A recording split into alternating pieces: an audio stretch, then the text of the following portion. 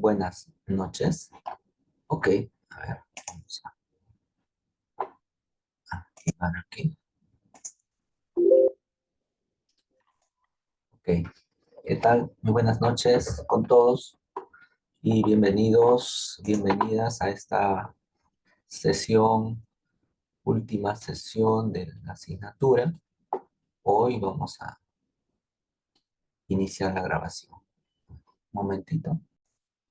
Bien, bien, bien, ya estamos por aquí, entonces vamos a dar inicio a la sesión prevista a esta sesión, la sesión 4, la segunda parte de la sesión 4. Vamos a compartir pantalla el día de hoy. Ahí tenemos, ¿sí? ¿Me escuchan? ¿Me escuchan? ¿Me confirman? ¿Sí? Ok. A ver, el segundo tema de esta sesión 4, que tiene que ver con fundamentos jurídicos de la investigación. En relación a la publicación responsable y en relación a las normas que regulan las publicaciones, ¿no? No solo no solamente la preocupación debería estar centrada en publicar, sino hacerlo de una manera responsable. Y al respecto, a lo largo de la historia, ¿no? La historia de la investigación, se han desarrollado diversas, bueno, ya con ustedes hemos comentado, por ejemplo, el escándalo Zócal-Brickman, ¿no? Que fue uno de los más sonados, ¿no? No, si bien no el único, han sido varios, y en lo que va del ambiente nacional, si se quiere, del ámbito nacional, la sesión pasada veíamos con ustedes el documental, la investigación periodística sobre la granja de artículos científicos, ¿no? Fue una noticia nacional el año pasado, me parece, ¿no? Entonces, este tipo de prácticas que llaman la atención pública y se convierten en mediáticos, pues nos llaman también a la reflexión sobre cómo es que se debe de alcanzar, en qué condiciones, características se puede alcanzar una publicación científica de acuerdo a los principios éticos, normativos. Ujú. Por lo tanto, hablamos de una publicación responsable. En este sentido, el imperativo ético es publicar y presentar resultados a los sujetos, pero dentro de los principios que dictan los códigos, en este caso, ¿no? Los códigos de ética, los, eh, los marcos normativos internacionales también, ¿no? Dependerá en todo caso del área de investigación propia, ¿no? Porque si hablamos del área de salud, por ejemplo, hay muchos más códigos y otros marcos normativos internacionales a los cuales sujetarse cuando hablamos de publicaciones responsables.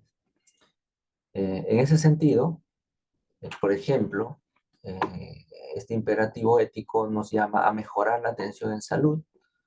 Y si hablamos de educación, la publicación, cualquier publicación, debe estar orientada a mejorar el servicio educativo, a buscar de diversos ángulos, de diversas formas, que esa publicación sea una contribución que sume al proceso educativo, social, educativo, ¿no? Que justifique y que se pueda y que se pueda, y que la población digamos, las personas directamente impactadas puedan sentir que eso es una contribución.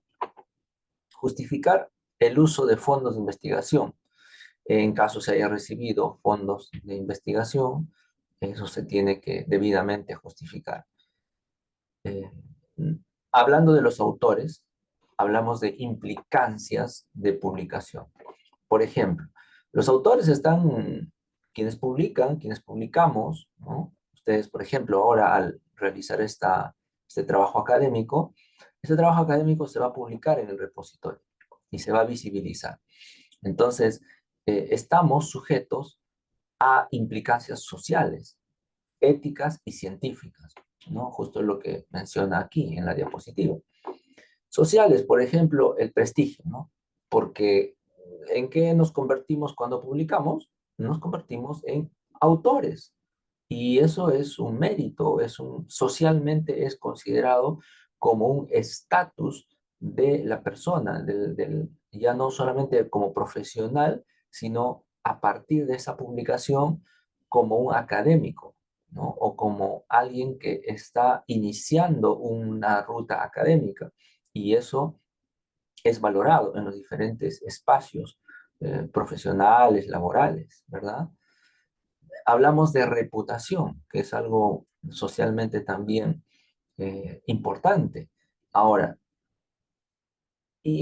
hablamos de derechos patrimoniales en el caso de que eso vaya a redundar en regalías, ¿no? En algún beneficio económico. Pero más allá de eso, creo que si bien existen estas implicancias sociales, eh, el científico o la persona que investiga, el investigador, no investiga solamente pensando o anteponiendo por delante ese, ese rédito social o esos réditos sociales de que estamos hablando. Creo que basados en el principio de la moral, que luego deriva en la ética, entonces recuerdan ustedes los tres elementos, los tres criterios para juzgar cuándo un acto es moralmente bueno. Entonces, decimos que un acto es moralmente bueno si, primero, el objeto en sí mismo es bueno. O sea, hablemos, por ejemplo, de la publicación. Sea el artículo, sea el trabajo académico que se va a publicar. ¿Realmente es algo bueno ese trabajo? O sea, bueno en el sentido de todo sentido, no solamente en un lado, sino realmente es bueno. O sea, claro, habría que ahí que resumir o en todo caso repasar todos los ámbitos del trabajo académico, ¿no? Es bueno en la problemática que afronta, es bueno en la calidad de los instrumentos, en la forma del recojo de datos, en la discusión, es bueno o sea, en todo. O sea, tendríamos que decir, realmente es bueno. Luego, si ya tenemos el primer criterio como que aprobado en un checklist, pasaríamos al segundo criterio, que es las circunstancias. ¿En qué circunstancias se publica este trabajo académico, el de ustedes? Se publica en circunstancias de un proceso de formación, de especialización profesional. Y eso es bueno, ¿no? Porque, a ver, qué duda cabe que si alguien decide renunciar sus noches, ¿no? O sea, en el caso de ustedes son durante un año de su vida, van a renunciar a sus noches que podrían ser sociales, familiares, divertidas, etcétera, van a renunciarlo para estar conectados, para estar pendientes de las sesiones. Y a no solo eso, sino a renunciar otras noches adicionales, seguramente, o fines de semana, para hacer los trabajos académicos. Entonces hay un esfuerzo, ¿verdad? Hay un esfuerzo. Entonces, y ese esfuerzo, todo ese proceso se da, esa es la circunstancia. O sea, en esas circunstancias de ustedes de un desarrollo profesional y de una renuncia a alcanzar otros bienes, bueno, goces, no sé cómo llamarle, ¿no? Momentos de distracción, una renuncia por anteponer esto de acá que implicará un esfuerzo por la segunda especialidad. Esa es la circunstancia. Entonces, ¿eso es bueno? Pues yo considero que sí, ¿no? Porque todo esfuerzo que conlleva a mejorar a la persona, y ojo que cuando ustedes mejoran sus habilidades, sus conocimientos, sus aptitudes, en realidad ustedes no solo mejoran ustedes como personas, sino le dan, por ejemplo, le dan un ejemplo ahí seguramente al círculo familiar, es una llamada a otros profesionales que están cerca a ustedes y que ven en ustedes reflejado ese espíritu de mejora, de contribución. Y más allá, inclusive, sus propios estudiantes, ¿no? O sea, realmente todas las circunstancias que se van a dar, o sea, los efectos que va a producir, que seguro ya está produciendo, todo eso es bueno, ¿no? Esto parece la evaluación cuando Dios hizo la primera evaluación, ¿no? Moral, si se quiere, aunque a Dios no se le puede calificar en esos términos, este, y cuando al séptimo día, ¿no? Al sexto día, al final del sexto día, ¿no? Y vio que todo era bueno, ¿no? ¿Se dan cuenta? Entonces, pero cuando todo era bueno, cuando dice todo era bueno, entonces lo mismo, ¿no? Acá tenemos que empezar a ver qué cosa es lo bueno. Y ya vamos en dos criterios, ¿no? Falta el tercer criterio, la intención. ¿Cuál es la intención con la que ustedes llevan esta segunda especialidad? Porque estamos hablando de la publicación, ¿no? Estamos hablando de la publicación del trabajo académico. Si la intención fue y prestigio, o sea, prestigio, quiero convertirme en alguien de mucho prestigio, de mucha especialización, de mucho renombre, etcétera, que eso no está mal, pero ¿es eso lo primero? El problema no es el que sea algo, o sea, que alcanzar eso sea un demérito, sino es cómo en ese proceso consideramos estas implicancias sociales, ¿no?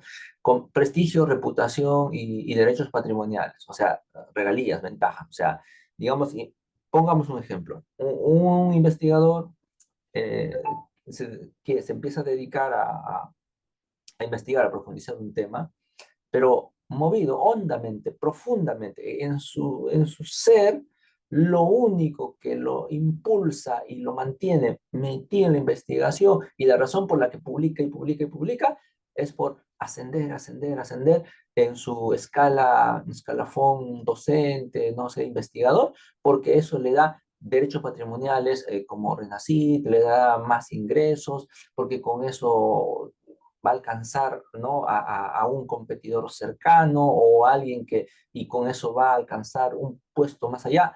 O sea, ahí tenemos que hacer un momento, una pausa. En ese momento en el que esa sed, esa ambición por lo económico, por el prestigio, por la reputación o por el querer ser más que otros, se hace presente dentro de los tres criterios, yo creo que ahí ya empieza a haber un conflicto ético, ¿no? Ahí podría ser el primero de los conflictos éticos, ¿no? ¿Por qué investigo? ¿No? Ojo que no está mal tampoco eso, ¿no? Eso ya se van a dar van a ser consecuencias naturales del proceso. Entonces, fíjense, cómo a medida que uno va cuando va realizando estas publicaciones, estamos hablando de publicaciones responsables, ¿no? Pero por responsables y éticas también, ¿no? Es que lo ético no puede estar fuera de lo responsable, tiene que estar dentro de lo responsable, ¿no? Entonces, ahí en esa en implicancia social hablamos también de lo ético. Muy bien. Luego vienen las transparencia y veracidad como las implicancias éticas. De hecho, que eso se tiene que dar cuenta, ¿no? Porque si ya no es transparente el proceso de investigación y no es veraz, ya está viciado. Eso vicia el objeto en sí mismo de la investigación. O sea, ese trabajo académico que, por ejemplo, se inventó los consentimientos informados. O sea, nunca aplicó el investigador su consentimiento informado, simplemente, bueno, lo presentó pues para cumplir, ¿no? Pero nunca lo aplicó verdaderamente. O si lo aplicó, fue, ¿saben? Fue algo así tan, tan superfluo que ni siquiera, como se acuerdan lo que decía en la conferencia, fue un consentimiento informado pero no comprendido. O sea, nunca, tampoco se interesó en que lo comprendiera, ¿no? Simplemente fue un cumplimiento, existió, se aplicó, pero fue un saludo. Bueno, en cualquier caso, ya no fue transparente y otro caso podría ser, si es de la veracidad, pues también eso tiene que ver con la veracidad, porque luego, ¿qué decimos en el trabajo, en la publicación? Que se aplicó el consentimiento informado en los aspectos éticos, siguiendo los principios de no maleficencia y de máxima beneficencia. ¿Se recuerdan esos principios? Ya, correcto. Entonces, mmm, cuando hablamos de ética, hablamos de transparencia, hablamos de veracidad, pues hagamos eso, ¿no? Practiquemos eso y en todo, ¿no? Hagamos un recuento en estos momentos. Y de ¿qué implicancias científicas? Por ejemplo, la mejora del bienestar de la población. También, ¿no? O sea, el investigador está comprometido con eso. Es más, yo diría que la ciencia es, o sea, no, eso no lo digo yo, creo que todas las definiciones de ciencia, desde los filósofos, los mismos científicos, todos mencionan o consideran que la ciencia es un instrumento para la mejora de las condiciones sociales y de vida del hombre, ¿no? O sea, si la ciencia no está alineada con con las necesidades y las mejoras de condiciones de vida del hombre, pues yo no sé para qué servirá, ¿no? Pero es que tiene que ser de esa manera, ¿no? Sí, sí, sí. Ahora, otra cosa es que algunos científicos no lo practiquen en esa orientación. Pero bueno, esa es toda una discusión. ¿Ah? Ojo, ojo, eso, no, ese tema de que la ciencia contribuye al desarrollo del hombre o es al contrario, bueno, esa es una discusión que se remonta hacia el siglo pasado y creo que más atrás, ¿no? Cuando se tiene que pedirle cuentas a la ciencia. Bueno, no vamos a entrar a ese punto ahora. El siguiente aspecto de la publicación responsable tiene que ver con algo. Dice, algunos podrían romper las reglas para publicar más y avanzar más rápido. Bueno, eso es lo que acabamos de decir. O sea, cuando la sed de publicar y publicar, o esto que menciona en la conferencia, ¿no? Publicar o morir. O sea, ya pues, o sea, cuando nos gana eso, cuando el apetito por publicar es más grande, entonces es cuando llegamos, es cuando el investigador llega a las granjas, porque ya no interesa los medios, sino nos focalizamos en el fin, nada más. Lo único que cuenta es la publicación. Los medios no interesan. Entonces, ahí hay un conflicto ético, ¿no? Ahí hay un conflicto ético que tiene que ver con la intención, ¿no? Ahora, pero ¿quiénes somos nosotros para juzgar las intenciones o ver siquiera, porque ya de juzgar es ya demasiado? Nadie puede ver esas intenciones, ¿no? Entonces, como está en el plano de lo subjetivo, de lo personal, entonces el ser humano es complejo, ¿no? Muy bien. El otro tópico es la obligación de publicar resultados negativos, dice, ¿no? Claro, lo que pasa es que a veces muchas investigaciones en su proceso logran comprobar, por ejemplo, ¿no? No existe influencia, pero como no era lo que yo esperaba, entonces solamente voy a publicar los parciales, ¿no? Los resultados parciales, donde hay medianamente influencia o baja influencia, pero esas donde aparece que no hay influencia, no las voy a publicar. Ese tipo, por ejemplo, ¿no? De resultados. Evitar que otros malgasten tiempo y recursos. Claro, repitiendo experimentos, claro. Lo que pasa es que ¿por qué estamos en la obligación de publicar los resultados negativos? Porque si nosotros ya hemos encontrado que no hay relación entre una variable y esta otra, a la variable A y la variable B, probablemente ese resultado está contribuyendo en el conjunto, o sea, en toda la conjunto total de esas investigaciones con esas variables, a aportar una evidencia más que nos dice que no hay, que también hay resultados negativos o que no hay correlación entre esas variables. Y eso, y eso es importante saberlo, ¿no? Porque eso provocará que nuevas investigaciones más adelante quizás también tengan esos mismos resultados y que quizás en el fondo no haya relación. Porque claro, si nosotros guardamos los resultados donde no hay correlación y solamente los investigadores publican donde hay correlación, entonces pareciera, cuando uno revisa toda la literatura, pareciera que ser que siempre hay correlación, cuando en realidad no es necesariamente así. Entonces, fíjense la importancia de, o si fuera influencia, ¿no? O sea, cualquier resultado negativo, ¿no? Si no hay influencia, pues no hay influencia. A veces nos puede costar aceptar eso, pero como investigadores estamos llamados a aceptar los resultados con lo que estos impliquen, ¿no? Por más duros que sean. Y cuando a veces esto implique renunciar a nuestras expectativas, ¿no? O sea, tener esa integridad, ¿no? Esa integridad de investigador de publicar eso, ¿no? De publicar. Ajá, muy bien. La obligación de registrar el ensayo clínico. Ese es el último tópico de el último tópico de esta diapositiva.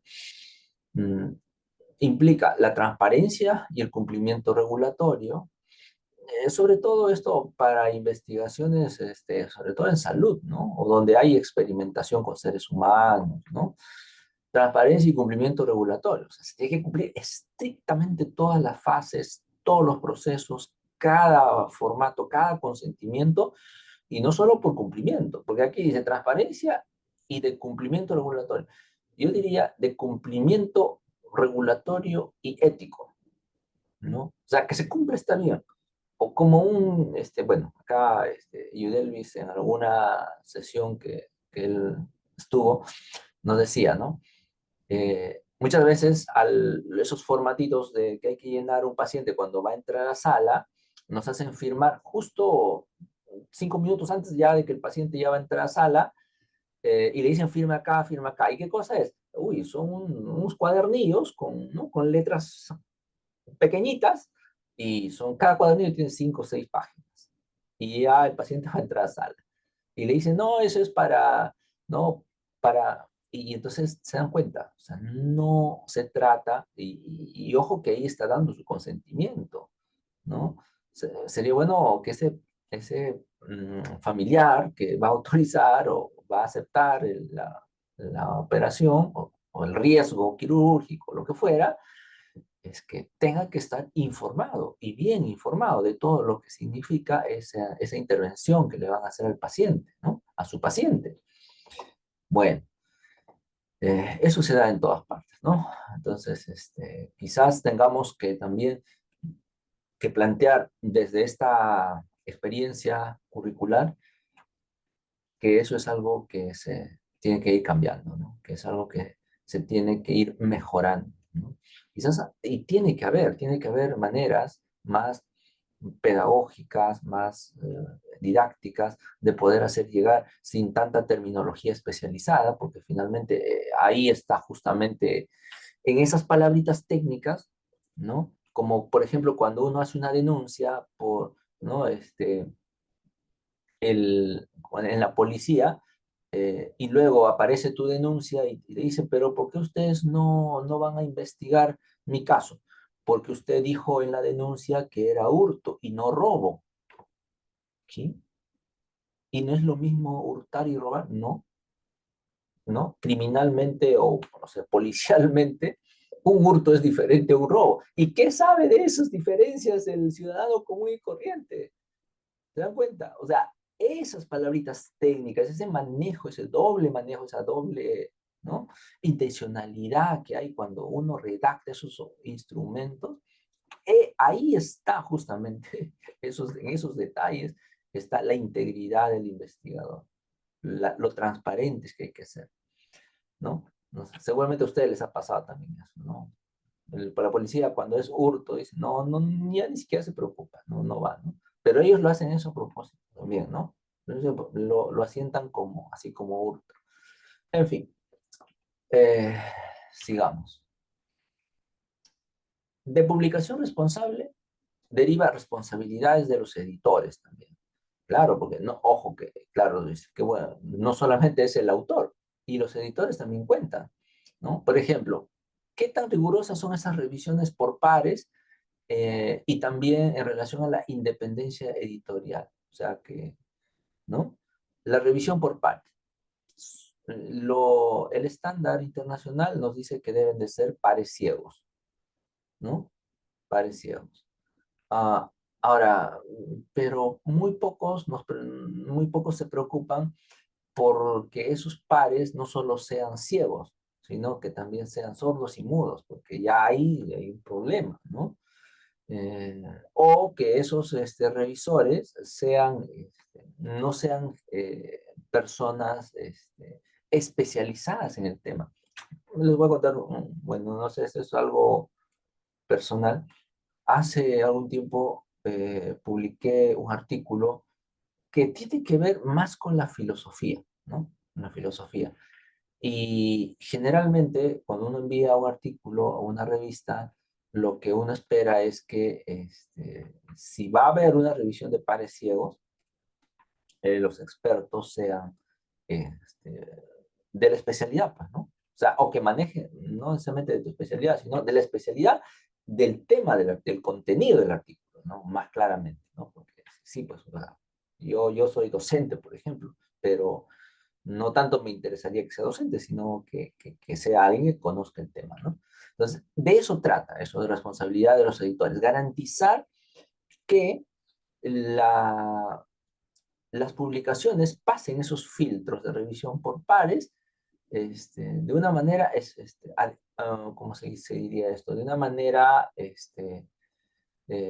óptima, con una revisión rigurosa, ¿no? Rigurosa, eso es lo que se quiere, ¿no? Porque eso va a garantizar la publicación, ¿no?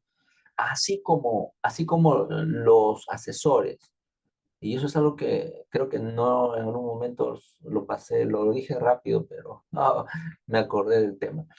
Así como los asesores somos los garantes de los trabajos académicos, ¿ya? Porque eso es nuestra función como asesores, ser los garantes de los trabajos académicos. Ya después de publicar el trabajo académico, si por ahí se encuentran algunas cosas, errores, fallas, o que dijo esto, pero no debía de ser así, por ahí, y me estoy acordando de algo más. Como estoy revisando sus trabajos, alguien me comentó, alguien subió en su publicación, en su trabajo académico, decía, eh, una mala práctica de publicación.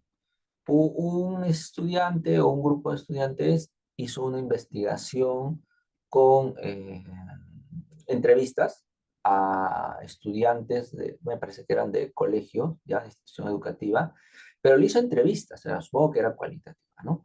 El caso es, o sea, la mala práctica está en que cuando ya se publica luego, se hace la publicación de la tesis, digamos, si bien no se consignan nombres de las personas, no se da ningún nombre, pero como la investigación se da en una comunidad andina, un pueblito, una comunidad, un distrito, pongamos, quizá una provincia será, pero un distrito, digamos, pero cuando tú haces un relato y lo publicas dentro del ámbito, de ese ámbito pequeño socialmente, pero lo publicas tal cual con las direcciones, algunas características, y de una manera literal la entrevista está publicada, ¿sí? Hay demasiados datos o información personal, características, rasgos, que hacen identificable a las personas. Y ahora vamos a ver el tema, ¿no? Ya, yo no sé si el tema fue violencia contra la mujer, por ejemplo. Imagínense que sea violencia contra la mujer. Y las señoras que se prestaron que aceptaron su consentimiento, claro, dieron el consentimiento. Es verdad que no están sus nombres, pero dice, eh, y la señora de la panadería que no atiende en la plaza de armas, entró a su casa bueno, o sea, fue agredida por el señor de la tintorería, no sé, de la sastrería, el dueño, no sé qué. Claro, no estoy diciendo, yo no he leído esos detalles, no me estoy inventando, pero a lo que voy es, si se publicaron los datos con tal cantidad de detalles y en un ambiente pequeño, ¿no? Ámbito social, imagínense ustedes qué consecuencias podría traer esto para los entrevistados y para la familia. Y, o sea, de hecho, supongo, y no sé si me está escuchando su compañero, el que publicó esto, porque ya no contó más detalles de ya cómo terminó esto. Yo supongo que habrá sido todo un tema ahí, socialmente, con una conmoción social, ¿no? Porque imagínense ustedes, les firmaron el consentimiento informado, pero ahí el consentimiento informado, claro, efectivamente decían no hay nombres, ya, no hay nombres, pero a ver, nosotros somos los responsables de la investigación, nosotros somos los que tenemos que garantizar que se guarde absolutamente el anonimato, la reserva de máxima, el cuidado con que no se pueda identificar a las personas, a las instituciones, porque no nos han dado autorización para eso. O sea, el consentimiento informado debe no solamente decir no se publicarán los nombres, tampoco no se mostrarán datos que permitan identificar a las personas de una manera explícita. Claro, de repente no habrá dicho nombre, pero ha dado todo un conjunto de características que vamos al lugar y resulta que solo hay una, dos personas que comparten esas características. De alguna manera, no se está cumpliendo el consentimiento informado y no se está haciendo ético con eso, ¿no? Entonces, fíjense todas las consecuencias. Entonces, ahora, eso pasó, claro, uno podría decir, ¿ves? El responsable es el investigador. Una parte, gran parte sí, pero la otra parte es, ¿y no tenía un asesor ese trabajo? Se supone que el asesor es una persona calificada, conocedora, que tiene experiencia, que tiene conocimiento, de poder haber leído ese trabajo académico y poder haber advertido a tiempo de que esa forma de publicación, más todavía si el asesor pues pertenece a ese círculo social, porque tengo entendido que fue un instituto, creo una escuela profesional, algo así, o sea, yo tenía que haber sabido, si fuera el asesor, que eso iba a traer consecuencias y que no estaba bien publicarlo de esa manera. Entonces, ahí hay otra responsabilidad del asesor. Entonces, se dan cuenta cuán importante es, por un lado, que los autores hagan un trabajo ético, consciente, riguroso, los asesores se conviertan, que nosotros nos tengamos que convertir en los garantes de la investigación. Ojo, que eso ya, ver el nombre de ahí de alguien que sea asesor, debe significar, pues, bueno, ahí está. Y es que la universidad, estudiantes, las universidades, los institutos, las facultades, cuando nombra un asesor, o por lo menos debería ser así, cuando uno nombra, designa un asesor, es porque está confiando no solamente a alguien que conoce y que tiene una autoridad, ¿no? Como especialista, como experto, sino que es alguien que se va a encargar, se va a garantizar el no solo que termine esa investigación, sino que posteriormente a eso no tengamos este tipo de conflictos, porque, en fin, yo diría, el estudiante que hizo esa investigación y que publicó las características de las personas de tal forma que fueran identificables, él es estudiante, está aprendiendo, es un estudiante de pregrado, no sé, pues octavo, noveno ciclo, habrá hecho su trabajo ahí, terminó, egresó, pero es estudiante, él no es un experto en investigación, quien debió haber eh, cautelado los intereses de los investigados y asegurar que esto no termine en lo que terminó, era el asesor. Ahora, no solo el asesor, para eso también hay revisores, ¿no? Las universidades tienen sistemas O sea, la investigación es todo un proceso, pues, ¿no? Por eso no es tan, se toman tiempo, ¿no? Las universidades en la publicación. Más todavía si uno es asesor, imagínense, yo que he estado releyendo, mirando sus trabajos, bueno, eh, es- tenía que hacerlo, o sea, moralmente es mi obligación, moralmente es mi obligación y por función también.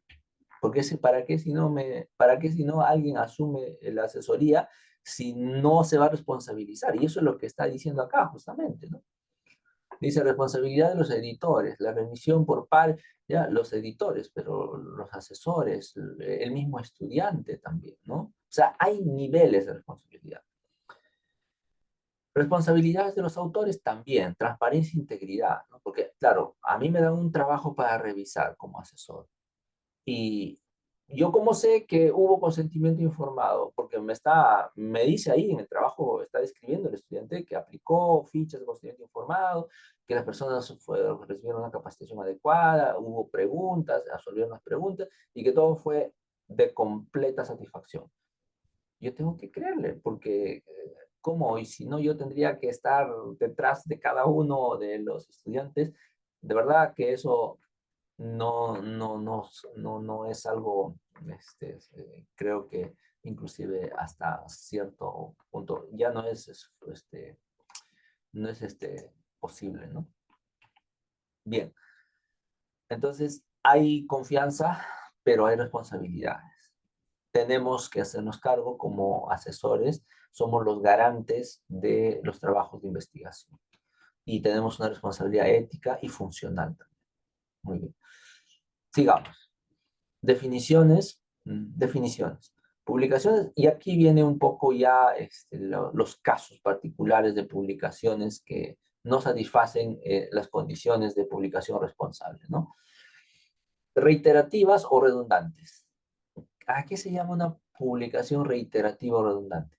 Fíjense, cuando un mismo autor publica datos, pueden ser hipótesis, métodos, resultados, conclusiones, de un mismo estudio en dos o más artículos, completamente o con mínimas diferencias de la información. Miren, hoy en día, y ustedes creo que en parte digo, y algunos, no más que otros, este, el Turnitin, ¿no? Imagínense que ustedes tomen su trabajo académico, uno, cualquiera de ustedes, tomen su trabajo académico, y si lo parafrasean completamente al 100%, van a obtener un trabajo que ante Turnitin son diferentes. Y los dos pueden tener 2 o 3% de similitud en Turnitin.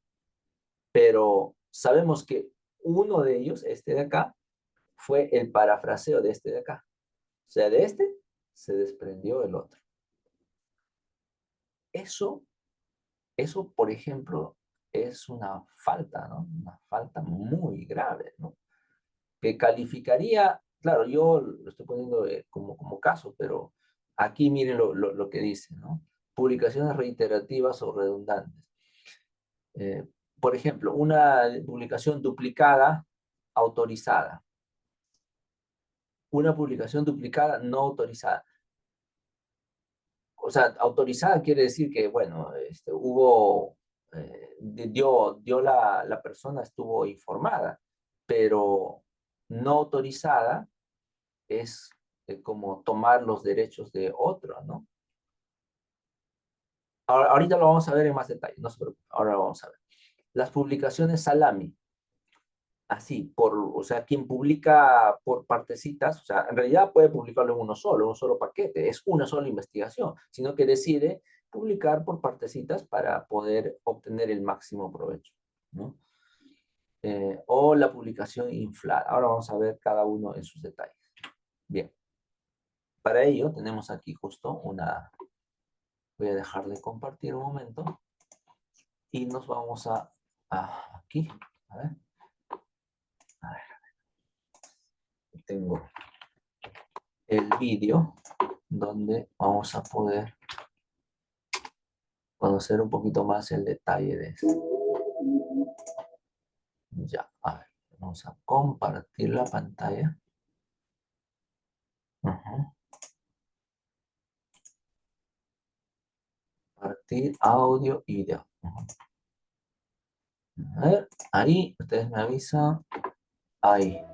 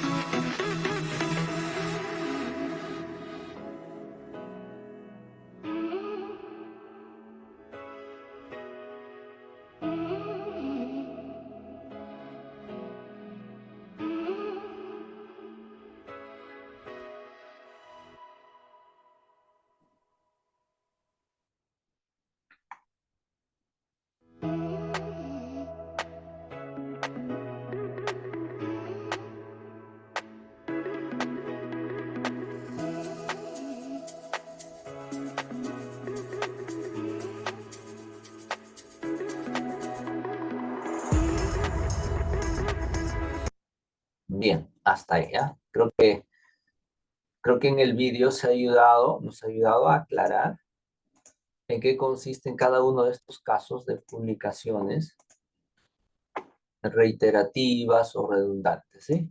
Ok, vamos a avanzar. Vean, el vídeo. En este caso, hablamos de publicaciones duplicadas, autorizadas. Por ejemplo, hubo la autorización de las revistas, ¿no? Aunque en esos casos se va a dar prioridad a la publicación primaria. No pueden quedar ambas, ¿no? Ojo, no es que van a quedar ambas y no es que alguien diga, yo soy un listo porque hice las publicaciones, los dos trámites a la vez y me salió en las dos revistas y ya tengo dos publicaciones y las dos autorizadas y válidas. No, ojo. En el momento en el que una de las revistas tome nota de que se ha publicado en paralelo en otra revista el mismo artículo, lo que va a proceder es a la retracción del artículo. Y es probable que ambas revistas retraigan el artículo si esto se llega a enterar, ¿no? Así que no es ningún mérito tener una misma publicación en dos o más revistas, ¿no? O medios de publicación, porque, ojo, no solamente hablamos de revistas. Puede ser que el artículo se publicó como revista, pero luego se publicó como paper, como conferencia, pero es el mismo contenido. Entonces, ahí tengamos cuidado, tengamos cuidado. Luego, hablamos del público, diferente público a la dice público diferente de la publicación primaria. Claro, un público distinto, ¿no? Por ejemplo, en áreas diferentes, ¿no? Puede ser, ¿no? Público de habla hispana, público de habla inglesa, portuguesa, a eso se refiere, ¿no? Porque ahí habla del idioma, el lugar, el tema, ¿no? Todo ello, ¿eh? O sea, sí, pues, o sea, no es más listo aquel que dice, yo lo voy a publicar en inglés en tal revista y en portugués en otra revista. Ojo, eso es una publicación duplicada, no autorizada y no es una publicación responsable, obviamente, ¿no? Ni ética, obviamente, mucho menos, ¿no? Reproducción fidedigna. Claro, en esos casos se cae en esta mala práctica de reproducción fidedigna, de referencia cruzada, ¿no? Que tiene dos índices, dos indizaciones el artículo. En cuanto a los permisos, si se refiere a la cesión de derechos patrimoniales, ¿no? Claro, en este caso probablemente se trata de la misma persona, pero ¿quién? Hay revistas, lo que pasa es que hay revistas que por las publicaciones ellos cobran, la revista cobra, pero supongamos, la persona publicó un artículo en una de esas revistas y en otra. Ahí les está haciendo un daño a ambas, porque si la revista que te aprobó creyó que estaba recibiendo a título exclusivo una información, una investigación para ser ella la titular de derechos patrimoniales, entonces ahí hay un problema, ¿no? Las dos van a reclamar la titularidad, pero al darse cuenta que tienen el mismo artículo, o el mismo documento, el mismo trabajo académico, lo que fuera, entonces van a haber problemas, ¿no? Y claro, aquí se va a romper la pita por el lado más débil. ¿Cuál es? El autor. O sea, eso es lo que va a pasar. Todavía no hemos llegado a más allá de las retracciones, pero podrían, de hecho sí hay sanciones más drásticas, ¿ah? Conozco por la lectura de casos donde las revistas, por ejemplo, reportan a Scopus, a la sede Scopus o a las grandes bases de datos, el caso. Y entonces vetan al autor, pero, y no más, ¿no? No más, o sea, dependiendo por un periodo de tiempo, ¿no? Dependiendo seguramente del caso, pero no solamente se puede llegar a la retracción del artículo, el autor puede quedar vetado, ¿no? Y se le pueden retirar, en duda de esto, se le pueden retirar otras publicaciones, ¿no? O se le hace todo un mayor, como una especie de auditoría, ¿no? De sus publicaciones. Y si esto llega al instituto, a la universidad en la cual trabaja, ya ustedes imagínense las consecuencias, porque eso puede hacer la revista. A ver, porque nosotros consignamos ahí el correo institucional, y correo, ¿no? Correo institucional. Correcto. Entonces, imagínense que llegue a la universidad o al instituto donde ustedes están, del cual son parte, que llegue una nota, notificación de la revista X, donde diga que el señor fulano de tal, que es parte de esta casa de estudios, ha realizado una publicación duplicada que ha sido luego retractada por la revista y se le está vetando las publicaciones de por vida en esa revista. ¿Se imaginan ustedes el daño? O sea, de hecho, ahí se produciría el efecto contrario a lo que decíamos hace un momento, ¿dónde está esto? ¿No? A la implicancia social de prestigio, reputación. ¿Dónde quedaría todo esto? ¿Dónde quedaría todo esto? O sea, si bien el ser autor te da notoriedad, prestigio, puede darte, ¿no? Notoriedad dependiendo de la calidad de la publicación, pero también te puede dar lo contrario, si es que no se realizan publicaciones eh, con responsabilidad, ¿no? Ujú. Muy bien, acá creo que hay un ejemplo acá. Ujú. Los ejemplos, guías del manejo clínico, situaciones, claro, bueno, hay casos de eso a lo largo de la historia que se han recopilado, ¿no? Y las no autorizadas, que constituyen una falta de integridad científica, cuyos indicios son cambios en la composición u orden de aparición de los autores.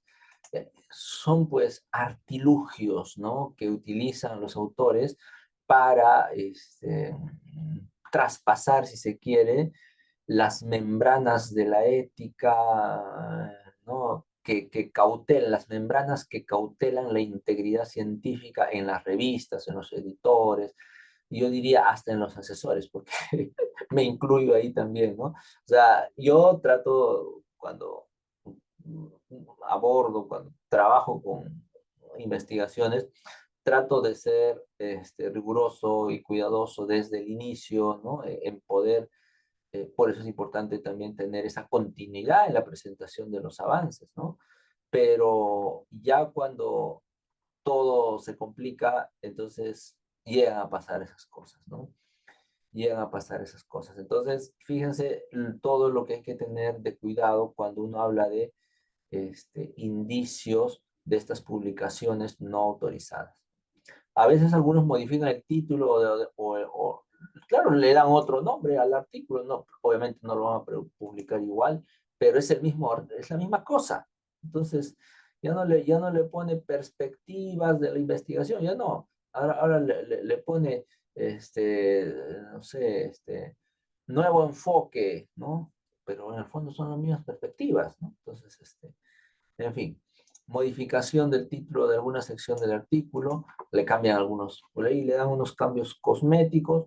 Por eso digo, parafraseado de un artículo puedes sacar dos, y Turnitin no lo va a reconocer, pero eso no es original, y eso es una publicación no responsable y no ética tampoco.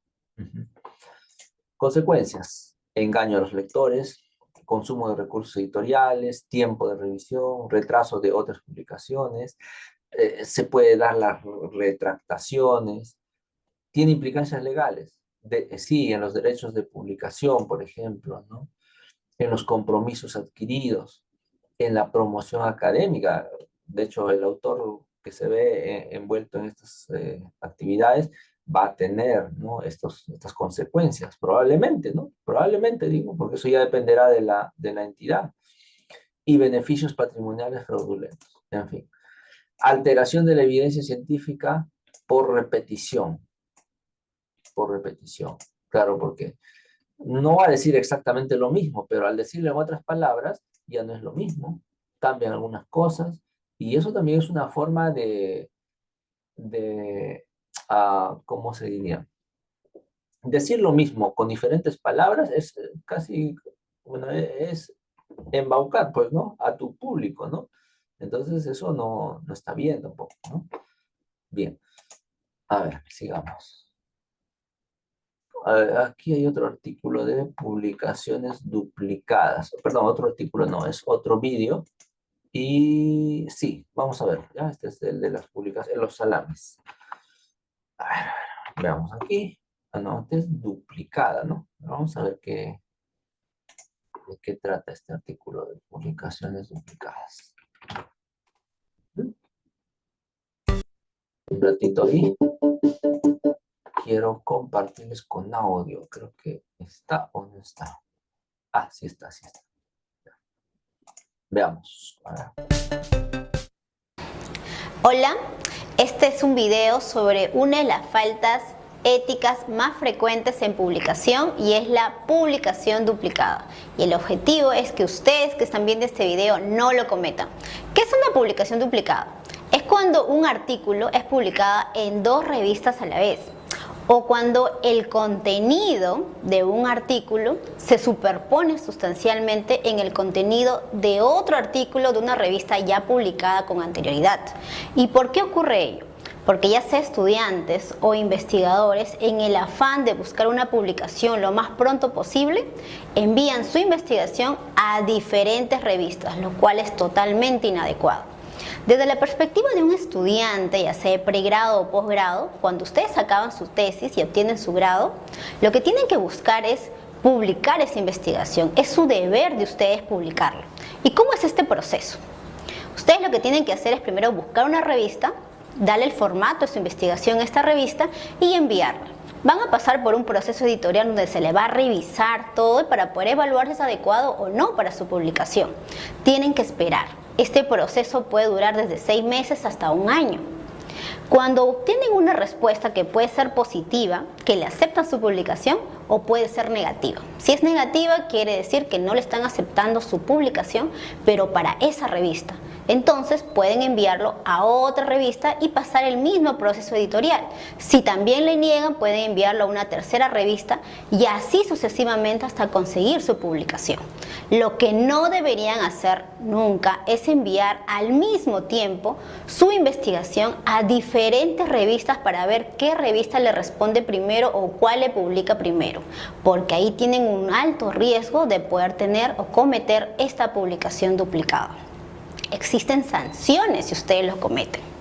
Si es que ya ha sido publicado en una revista y todavía está en el proceso editorial en la siguiente revista, entonces si lo pueden identificar en ese momento, los editores de la revista le van a comunicar por un correo electrónico y obviamente avisándoles que no pueden publicar de ninguna forma su artículo.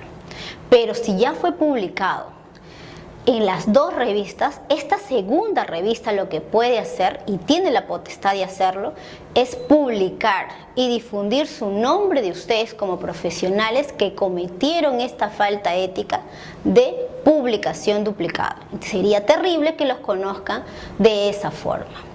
Hay situaciones donde uno puede pensar que está cometiendo una publicación duplicada. Una de ellas es, por ejemplo, cuando uno presenta su investigación en formato resumen a un congreso científico. A veces estas instituciones tienen revistas donde pueden ser publicadas en modalidad resumen. Y si es así, no hay ningún problema para que ustedes puedan publicar esa investigación en una revista, siempre y cuando se haya publicado en esta revista como resumen y la otra en original, la de 11 o la de 12 páginas. Pero si esta primera revista ya publicó como formato completo, ustedes ya no pueden volver a hacer una publicación de esa investigación. Lo otro es cuando uno acaba una tesis en la universidad. La universidad tiene repositorios donde se almacenan todas las tesis. Esto es de libre acceso en la mayoría de veces por cualquier persona que navega por la web. A menos que ustedes lo restrinjan, evitarían esa posibilidad.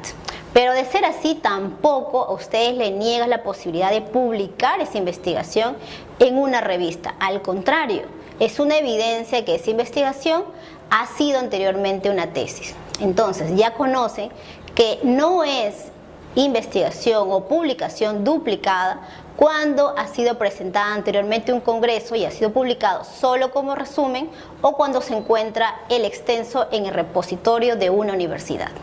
Espero que estos puntos ustedes los tengan muy en cuenta y no cometan una publicación duplicada. Bien, ok. Sigamos este tema. A ver, un ratito, acá déjenme.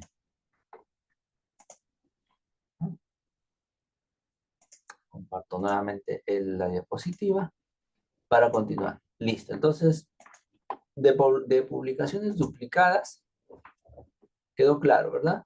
Duplicadas, cuando se publica en 2 revistas a la vez, o cuando se publica el mismo estudio en 2 formatos diferentes, ¿no?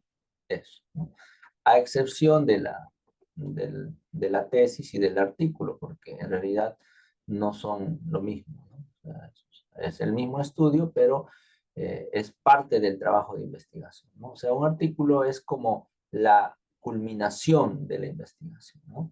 Es el formato accesible de la investigación. Hablamos de publicaciones salami o fragmentadas.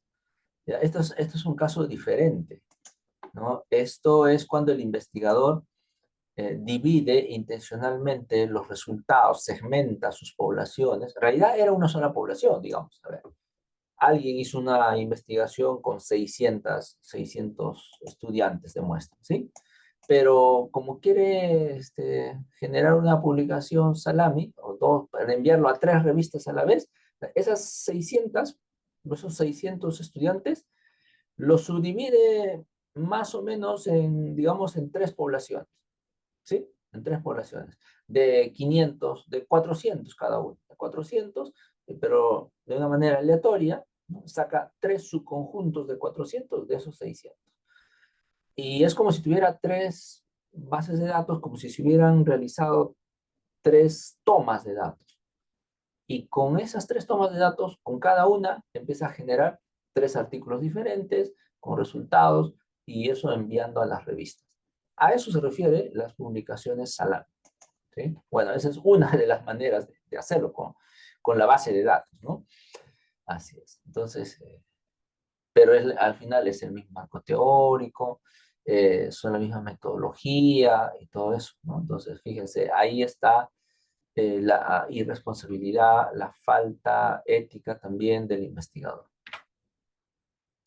¿A qué llamamos publicaciones infladas?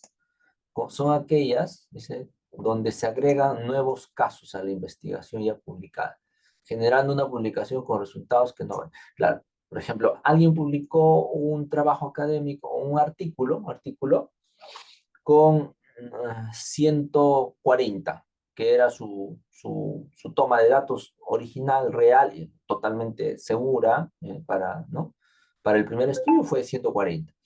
Pero luego le agregó 20 casos más y ya son 160. Y con esos 160 sale un nuevo artículo. Pero eso fue en otro momento, bajo otras condiciones, lo que fuera. Ya no es el mismo estudio, ya es otra investigación. Pero al agregarle esos 20, pareciera que como que saliera otra investigación, ¿no? Con 160 estudiantes. Ahora, vamos a ver cómo se obtuvo esos 20 adicionales, ¿no? Etcétera. Eso es otra cosa, pero no se puede hacer eso, ¿no? A eso le llamamos, se llama publicación inflada, ¿ya?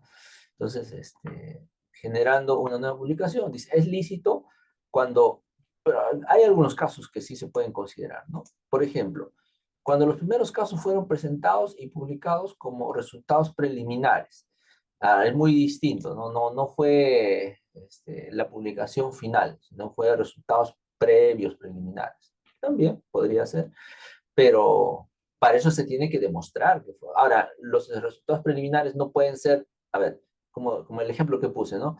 140 y los resultados finales 20, con 160, o sea, 20 más. Tendría que ser al revés, ¿no? Resultados preliminares con 20 y los resultados finales con la mayor parte, ¿no? Y también tendría que demostrarse en otros, de otras formas, por qué esos resultados son preliminares. Fíjense, están empezando a aparecer varias casuísticas de publicaciones no responsables.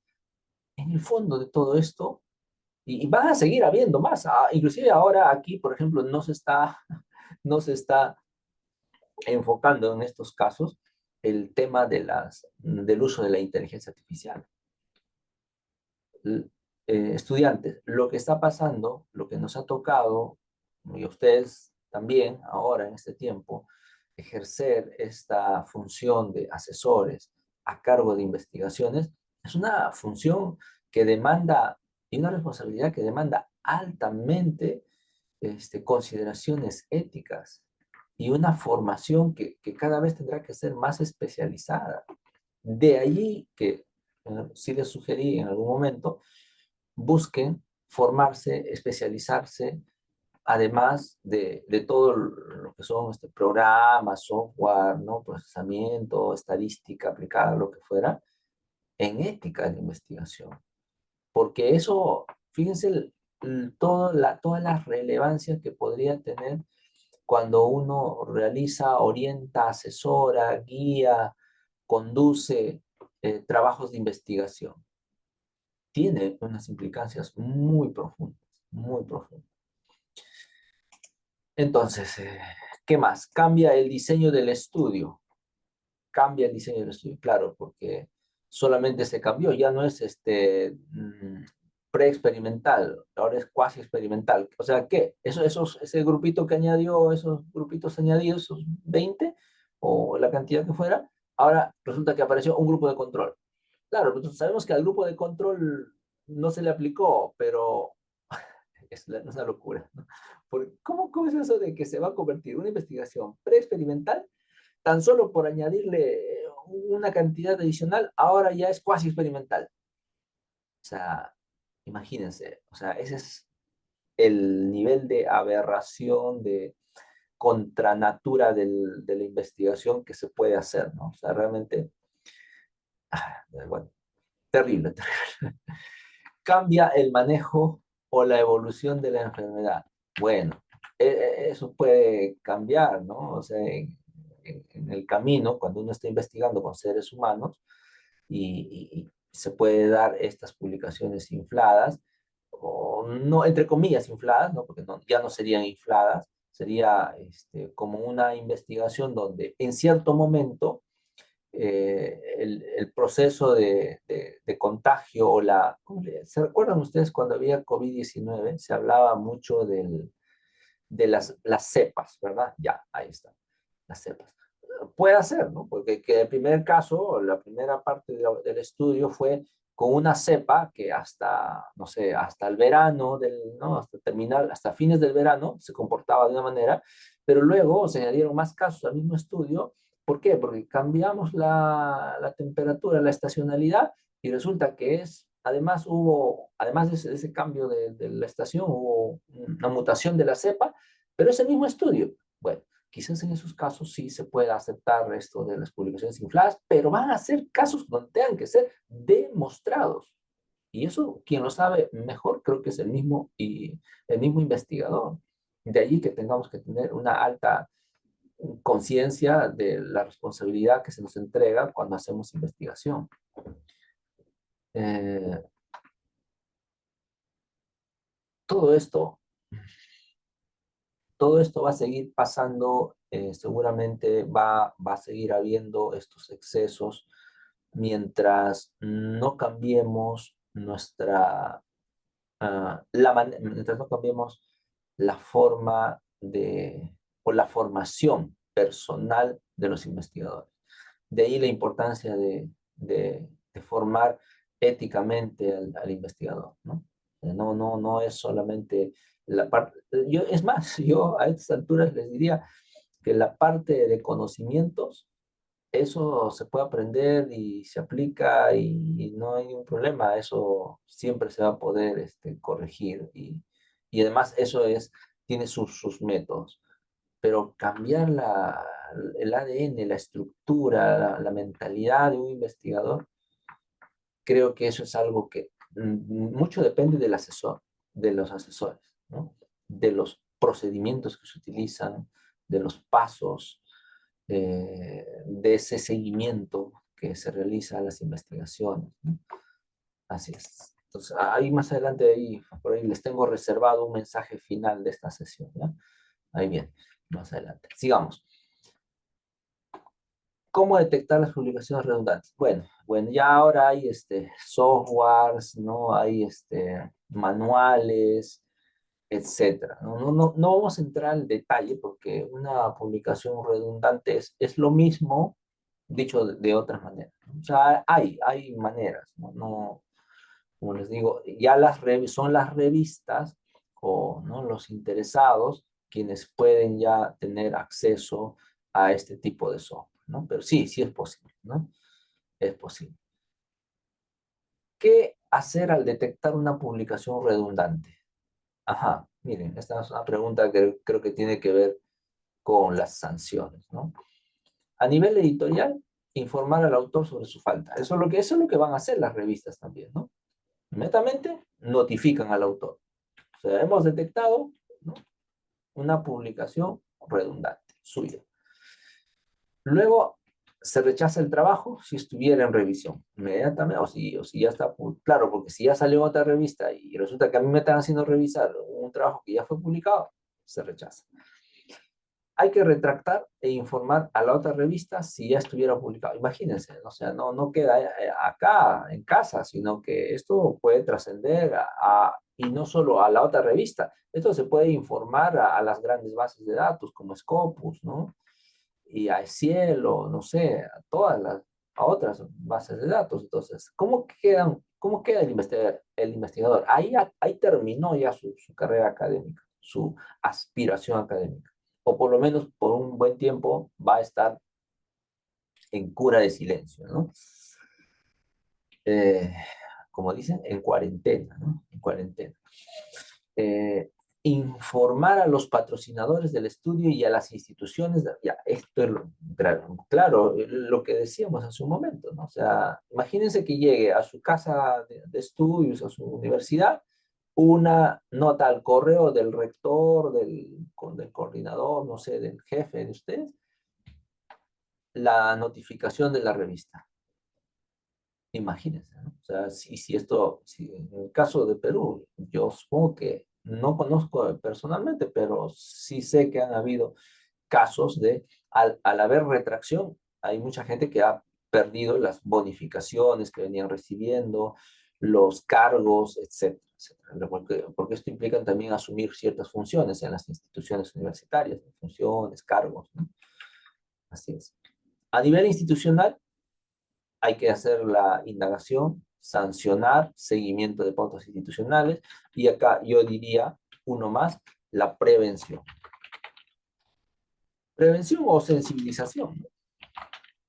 Y eso no es, creo que al final, esto más bien es lo que, en realidad, hoy en día las instituciones tendrían que estar, para estar a la vanguardia en la ética, no tendríamos que esperar que los casos ocurran, tendríamos que adelantarnos a los casos.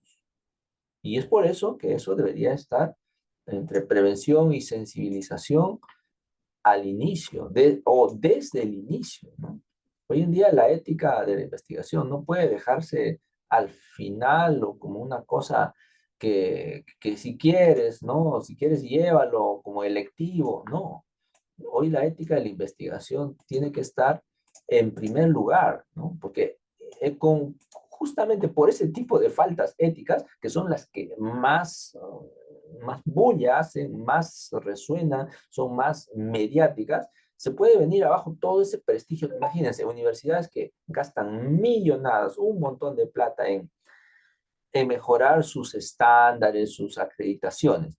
Por un caso de mala práctica de investigación o de conducta irresponsable de investigación, ¿se imaginan ustedes las consecuencias que puede traer eso para esa institución universitaria? Y hablo de todas, ¿ah?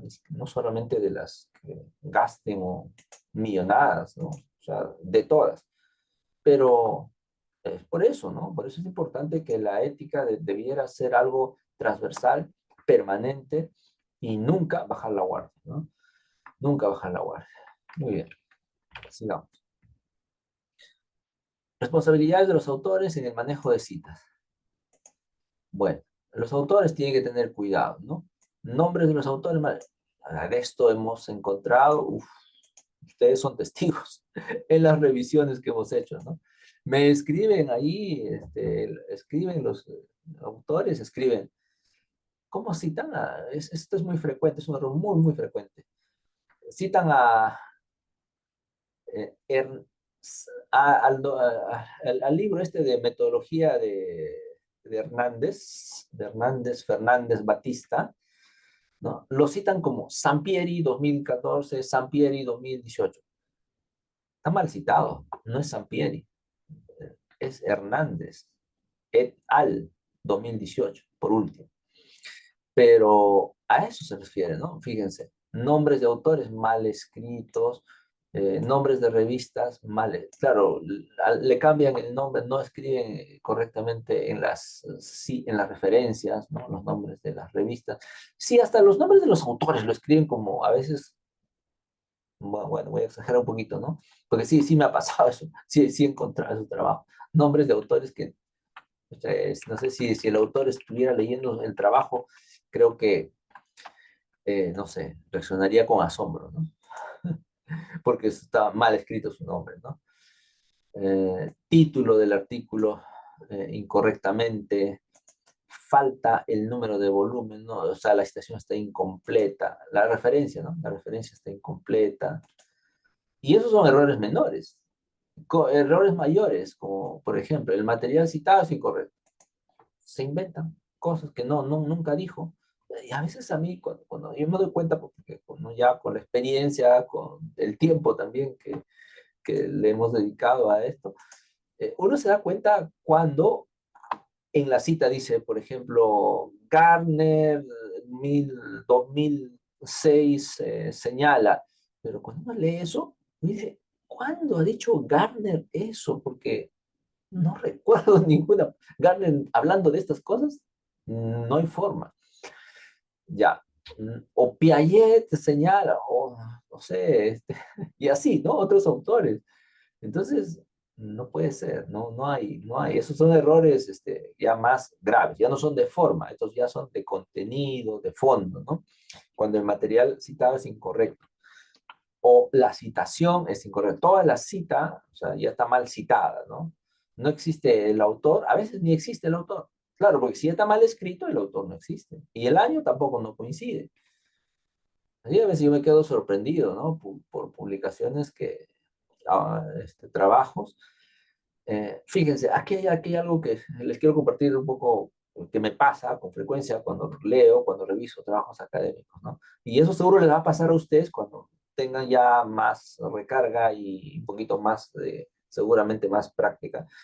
Muchos de ustedes ya seguramente también comparten esto que digo, ¿no? Miren, lo siguiente, estamos leyendo, pero un lector, cuando, por ejemplo, estamos iniciándonos en el trabajo de revisores, de asesores, estamos muy concentrados, muy recargados, sobre todo en tratar de entender. Ahí, claro, lo que pasa es que cuando uno revisa un trabajo académico, una investigación, sea tesis, lo que fuera, en realidad estamos haciendo varias tareas en paralelo, varias tareas. Estamos decodificando el texto. Eso es lo más básico, decodificar. Entonces, eso todo el mundo hace. Estamos entrelazando las ideas. ¿Sí? Porque van escribiendo y van conectando ideas. Estamos siguiendo, decodificando y entrelazando ideas. Reconociendo las inferencias que se están dando ahí. También estamos siguiendo toda una ruta, lo que el autor ha puesto, ¿no? Pero estamos tratando de esquematizar y que esa secuencia tenga coherencia. ¿De acuerdo? Ya, que es una tarea intelectual compleja, por cierto. No es sencillo, es para quien lo escribe y también para el que lee. Para el que lo escribe, obviamente, también es una tarea compleja, porque hay que escribirlo con, ya ustedes han visto, ¿no? No es cualquier escritura, hay tercera persona, usando conectores, bueno, ya. Entonces, estamos haciendo eso. ¿Qué más? Estamos reconociendo citas de autores que ustedes colocan, los estudiantes colocan, estamos reconociendo si eso coincide o no con el tiempo y con el espacio de los autores que ustedes mencionan, ¿no? Y estamos tratando de que todo ese párrafo, la unidad del párrafo, sea una unidad de coherencia. Todo eso estamos haciendo a la vez cuando leemos. No, me olvido, hay algo más. Ahora, que toda esa estructura encaja dentro de los criterios que señala la guía de elaboración del trabajo académico. ¿Sí se acuerdan? De la guía de elaboración del trabajo académico. Porque, ¿qué dice la guía? La guía dice, por ejemplo, sin sangría. ¿Ya? Si es las citas, ¿cómo deben ir? Ya. Punto, las comas. O sea, estamos revisando ortografía, estamos analizando coherencia, estamos contrastando con la guía, estamos analizando sus ideas, estamos realizando la forma y el fondo de sus trabajos. Todo eso es, y creo que hay, no sé si algo más me olvido ahí, seguramente acá los colegas, los compañeros que ya llevan algún tiempo en esto, seguro reconocerán si me estoy olvidando algo más, pero en realidad la tarea del asesor es una tarea muy demandante, fuerte, es compleja, es ardua, pero es necesaria. Y ustedes están en esta ruta, ustedes son los que nos van a reemplazar. Aquí ya estoy ya contando, acá hay varios de ustedes seguramente. No están acá solamente de paso, algunos ya se van a quedar en estas arenas, playas, no sé cómo llamar, playas mejor, ¿no? Para que se animen, ¿no? Anímense a quedar aquí Bueno, de tiempo en tiempo tendrán que andar con su cajita de Panadol, porque los estudiantes son la muerte, son únicos y bueno, hay que atenderlos. Ellos están aprendiendo y, y nosotros somos para eso sus guías, ¿no? Somos sus asesores, ¿no? Nunca perder la paciencia, nunca perder la paciencia. Aunque ustedes dicen que eso es algo extraño que han visto, pero en este caso, pero yo creo que es algo que se va aquilatando con el tiempo. Es decir, uno va aprendiendo a tener paciencia. ¿Y por qué tenemos que tener paciencia? Porque, bueno, por muchas razones. En primer lugar, el estudiante está aprendiendo, ¿no? O sea, porque si no le vamos a tener paciencia, entonces no sirvo mucho como mentor. Soy muy impaciente, ¿no? Entonces no podría ejercer esta tarea. Así que tenemos que aprender a tener paciencia. O sea, sé que no va a ser fácil, sé que esto al principio hasta puede ser frustrante, ojo, para algunos que quizás están decididos a seguir esta línea, esta ruta como y más involucramiento en las áreas de investigación, es algo que se va a ir aprendiendo, se tiene que aprender, ¿no? Con perseverancia, pero con prudencia también, ¿no? Entonces, sí, tenemos que, es más, háganlo porque necesitamos ese tipo de personas en estas áreas de la investigación. El país está creciendo, la investigación cada vez es más demandante y así que necesitamos ese recurso humano. Y yo pienso que sí, sí va a darse, ¿eh? Porque si no, ustedes no estuvieran aquí, si no, esta segunda especialidad estaría funcionando con, no sé, con 10 15 personas. ¿Cuántos somos? ¿Cuántas promociones ya vamos egresando? Son 3 promociones y nos vamos por la cuarta después. Ya ahora este ciclo que viene ya viene una más. Y ahí están, ¿no? Ahí están, ¿no? Entonces, los futuros mentores, como ustedes prefieren decirlo, bueno, eso, ¿no? Pero con formación, con actitud, con prudencia. Yo digo esto siempre, ¿no? ¿Cómo se llama? Con tolerancia, pero con exigencia, ¿no? Y hay que buscar el equilibrio, ¿no? Buscando un equilibrio. A ver, sigamos, ¿ya? Sigamos. Hay errores menores, errores mayores, este, citas textuales. Bueno, esto de las citas ya no lo voy a repetir porque esto ya lo han visto ustedes en otras asignaturas. Esto de las directas, las indirectas, sí, sí, eso ya lo han visto, no en una, lo han visto en varias asignaturas, ¿no? De aquí de la segunda especialidad. Mm, y esto ya empieza a ser un resumen, ¿no? Responsabilidades de los autores, tener cuidado en las citas, no confiar en lo que dicen los resúmenes. Dice, no confiar en lo que dicen solo los resúmenes o las versiones. Claro, claro, bueno, uno tiene que tener siempre lectura crítica, ¿no? De lo que está haciendo, no citar fuentes que no fueron leídas o entendidas bien. Ya, esto sí, ¿no? O sea, ya estas son como que pastillitas de tips, digamos, ¿no? Yo le llamaría a esto tips, ¿no? No citar fuentes que no fueron leídas o entendidas bien, ¿no? Mm, hace años, cuando todavía no existía que ahora esta inteligencia artificial y toda la literatura a consultar, o la mayor parte de las literaturas a consultar para hacer una investigación eran en físico, ¿cómo creen que se hacía esto de las fuentes, las citas, los autores?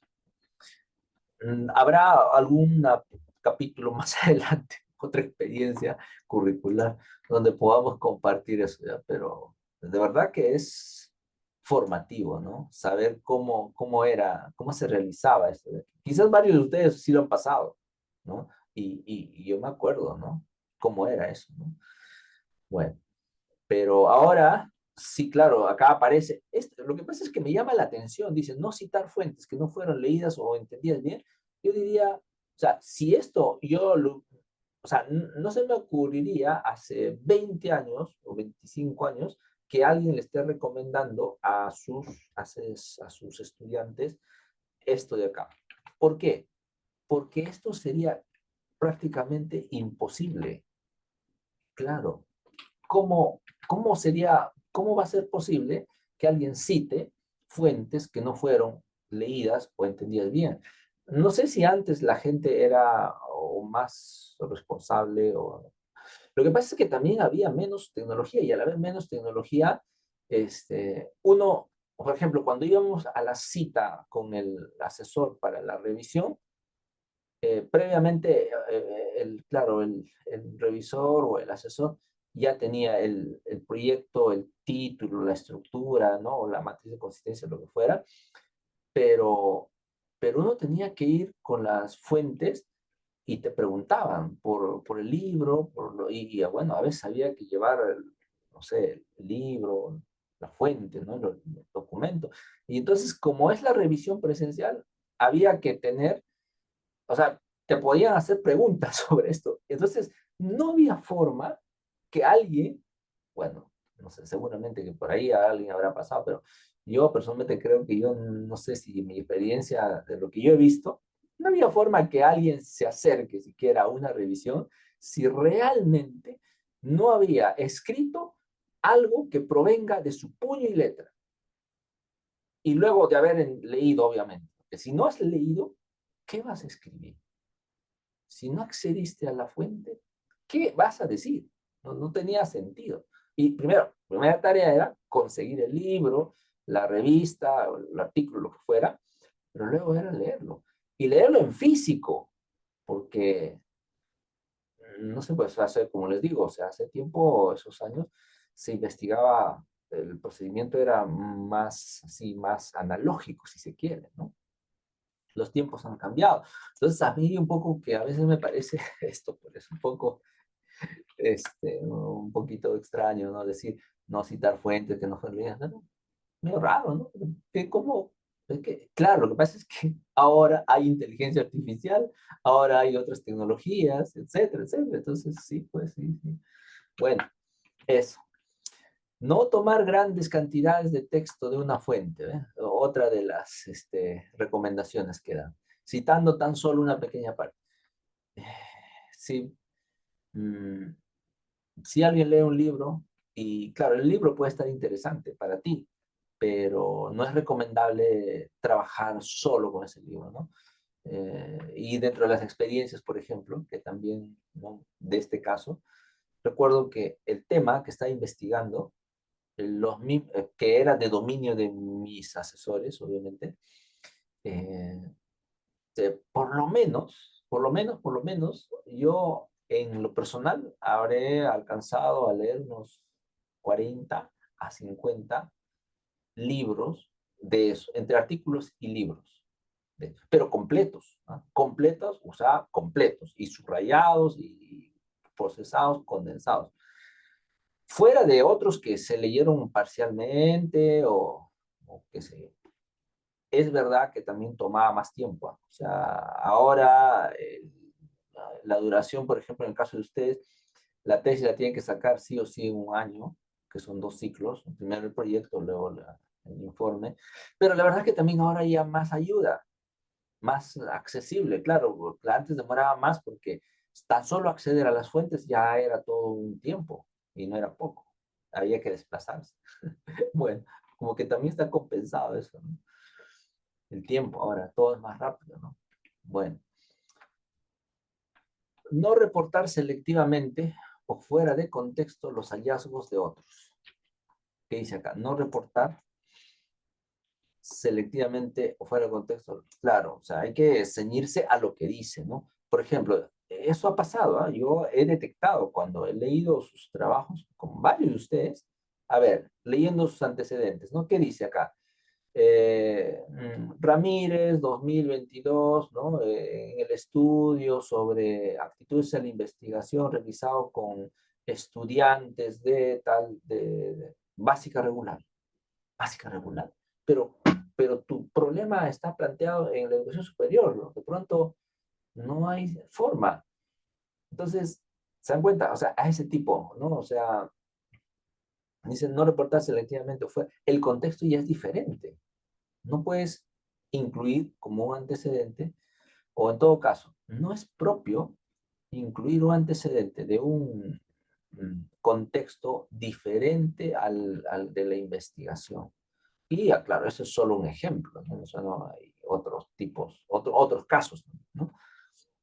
Pero cuando el asesor lee el trabajo, todo eso está cargado ya en su backup, en su memoria de largo plazo, y entonces la lectura que hace ya es más totalizante, ¿no? Es un poco ya más, casi como un escáner, ¿no? Porque no solo está cargando la información, no solo está entendiendo el tema, organizando las ideas, porque eso ya también que de tanto que uno lee ya todo eso ya como que novedad tampoco es, ¿no? Por eso es que queda un espacio en la memoria. Bueno, y acá quizás para porque hace rato vengo hablando de esto de la memoria. Lo que pasa es que en mi investigación también incluía algo de estos conocimientos. Tenemos la memoria de corto plazo, de mediano y de largo plazo. Ahí todo dependerá del tipo de la teoría de la memoria que uno consulte, ¿no? Pero entonces, cuando se recarga la memoria de corto plazo, ahí vienen los problemas, porque esa es la que más necesitamos para hacer el análisis. Las de mediano y largo plazo, generalmente eso demora la información en almacenarse y casi no es que diariamente se esté recargando. No, no. La que se recarga más rápido es la de corto plazo. Y hay que tener cuidado en no recargar la memoria de corto plazo. Pero eso se da, pues, o sea, no porque uno quiera, sino es el tiempo, es la experiencia. O sea, tiene que pasar las cosas. Y eso hace que se adquiera mayor expertise. Entonces, con tranquilidad, eso lo comento porque creo que eso es lo que puede frustrar, ¿ya? A alguien que se está formando. Muchos de ustedes son jóvenes, los veo jóvenes, que se están formando en estas áreas de investigación y están aspirando, quisieran, ¿no? Ya involucrarse en más responsabilidades como el asesor. Les va a llegar esa oportunidad, pero sepan que no es algo que de pronto ya tengo el título y ya, entonces, ¿ves? Ya puedo ser. O sea, sí, sí vas a entrar, pero vayan por partes, vayan despacio, no le metan cuarta, quinta, sexta, por favor. Todo a su ritmo. Primera, segunda, va acelerándose más el coche. Tercera, y así. Hasta que va a llegar un momento en el que estén con ¿cómo se llama? El piloto automático, ¿no? Y ya pues uno maneja de memoria, ¿no? Le pones sexta y ya, el auto va, pero a todo dar, ¿no? Pero es progresivo, tiene su tiempo, no hay que hacer, bueno, o sea, sí hay que esforzarse, pero no es algo que va a suceder tan rápidamente. De hecho, si uno se dedica, creo que esos procesos se pueden acelerar. Pero sí les digo que la memoria de corto plazo es lo que más se satura, más se recarga, y eso y es un proceso adaptativo también, ¿no? Del cerebro, ¿no? Entonces, lo bueno del cerebro es eso, ¿no? Siempre se adapta. Bien. Y por último, reconocer las autorías. Al César, lo que es del César, ¿no? Acá yo le pondría, ¿no? Como corolario al César, lo que es del César. Eso es lo que quiere decir. El autor que tenga su reconocimiento. Ya está. Bien. Consideraciones. Toda investigación debe ser publicada. Aquí empiezan a aparecer nuevamente ya, pero todo esto redundante. Y eso es un resumen, ¿no? Creo que ya esto lo voy a pasar. Esto ya avanzamos. Acá vamos apareciendo ya como... Y aquí está la última lámina. Por favor, aquí lo voy a ampliar. Esto ya será como una síntesis del curso, ¿sí? Este es el mensaje final que he querido añadir. No estaba en la lámina, pero es la única que he añadido a la diapositiva. Así que en la Clementina, cuando ustedes descarguen ahora la sesión 3 y 4, o sea, es la misma que ya han descargado. La única diapositiva que no está ahí es esta de acá, que le he agregado ahora, hoy día, para ustedes. ¿Y por qué lo agregué? Porque creo que hay mensajes, hay ciertas semillas que vale la pena destacar, ¿no? La ética se remonta a la moral.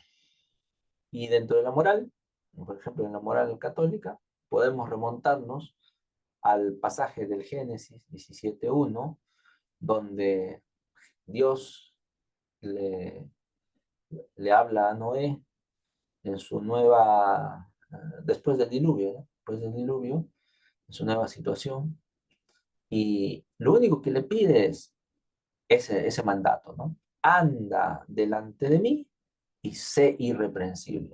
Algunos lo traducen irreprochable, por ahí es equivalente. Sé irreprochable. Anda delante de mí y sé irreprochable. Mira, estas frases, yo creo que comencé con esto al inicio del curso y lo estoy cerrando con eso. Porque de todo lo demás, los nombres, las cositas, los detalles, con el tiempo de aquí a unas semanas se van a ir, probablemente se van a ir. Quizás no, en otros casos, quizás las conserven más tiempo. Pero que no se vaya esto, ¿no? Esta idea seminal es una semilla, ¿no? Por eso lo he guardado para este momento. ¿Y qué tiene que ver eso con la ética de la investigación científica? Pues de eso se trata la ética, ¿no? No habrá un Dios que nos está, o sea, claro, lo que pasa es que si no necesariamente tenemos que ser todos creyentes, ¿no? Creyentes en un Dios, me refiero, ¿no? Pero, pero seamos irreprochables. Si ese mensaje logra llegar a los estudiantes, ¿no? Haz tu investigación, o sea, haz todo lo que quieras, o sea, mira, todo lo que se quiera hacer una investigación está bien, mientras esos actos sean irreprochables, está bien. Cuando digo irreprochables es desde todo ángulo irreprochables, ¿no? Desde el acto mismo, desde las circunstancias y desde las intenciones.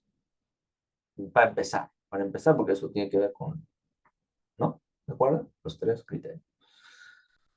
Y las demás cosas en el camino, porque decirle a un estudiante, oye, pero para hacer investigación, mira, tú te tienes que saber el código de ética, te tienes que saber de principio a fin cuáles son los principios, cuáles son estos, cuáles son los otros. O sea, ya si les decimos, si el mensaje llega mal, porque tampoco quisiera que se vayan con esa idea, ¿no?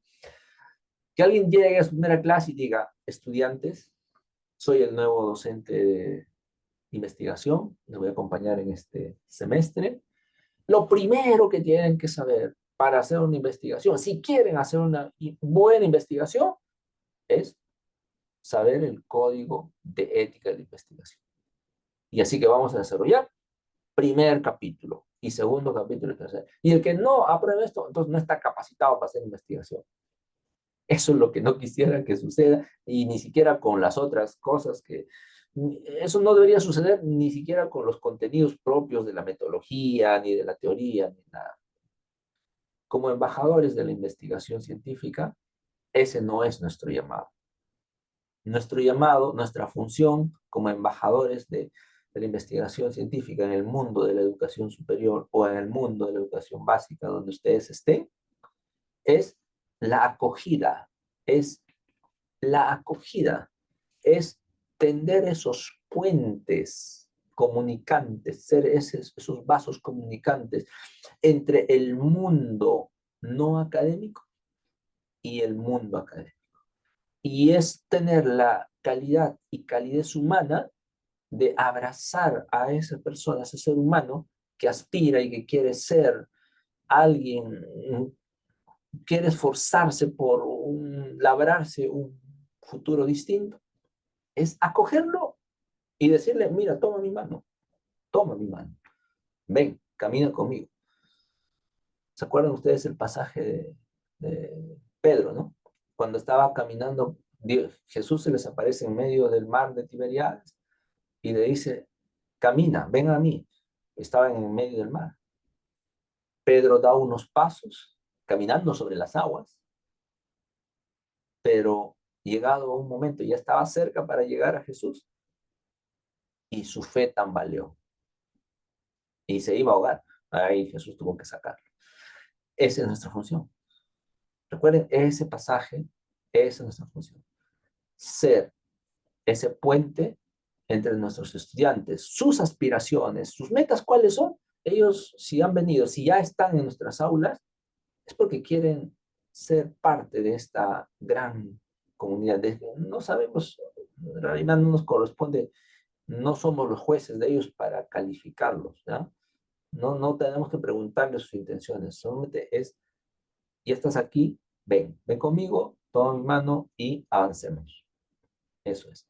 ¿Y qué tiene que ver eso con el Génesis? Sí, pues, pero avancemos bien, avancemos bien. Tú camina delante de mí, digamos, ¿no? Yo soy tu asesor, yo soy tu guía. Tú camina delante de mí y voy a confiar en ti y trata de ser irreprochable. Probablemente por ahí habrá algo que tengas, pues, sí, pues somos seres humanos, pero hay que corregirse, ¿no? Para eso es. Esta experiencia es para eso. La ética de la investigación científica es una mirada profunda al ser humano, que busca no solamente formar investigadores, sino hombres. Quizás en términos de los griegos, como, ¿no? ¿Cómo se llamaba este sabio griego que andaba con una lámpara de día, este filósofo, Diógenes, ¿no? Como Diógenes, por ejemplo, que andaba con su lámpara en la calle de día, decía que estaba buscando un hombre prudente y sabio. Bueno, tenemos que salir con nuestras lámparas como Diógenes a buscar, pero creo que no es a buscar, porque en realidad ya los tenemos. Si ustedes son docentes, ya en sus aulas ya están los que, los que necesita el mundo de mañana. Y entonces nuestra tarea es ardua, responsable, pero también necesita un carisma, ¿no? Y finalmente, esto es más una hipótesis mía, ¿no?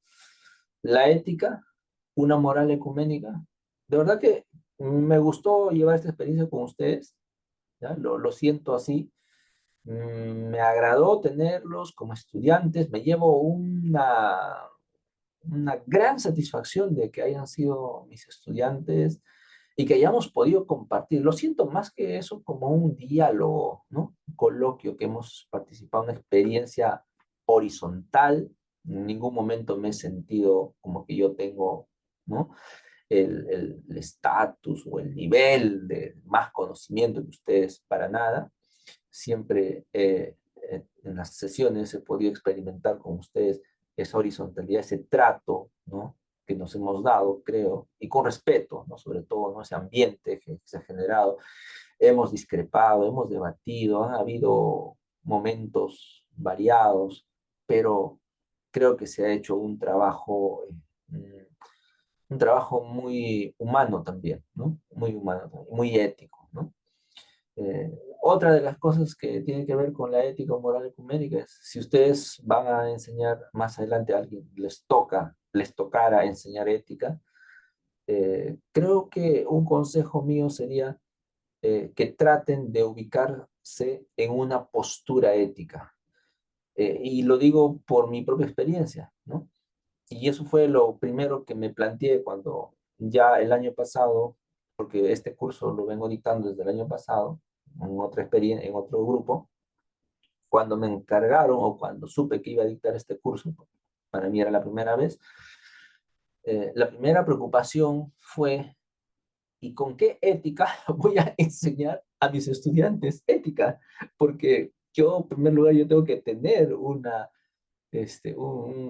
corpus, ¿no? Tengo que tener una estructura que defender, porque si no voy a salir a vender como el deseo de culebra, pues, aunque no conocen nunca la culebra, con tal que me frote y les haga oler y se mueva la mano, etcétera, ya estaría, ¿no?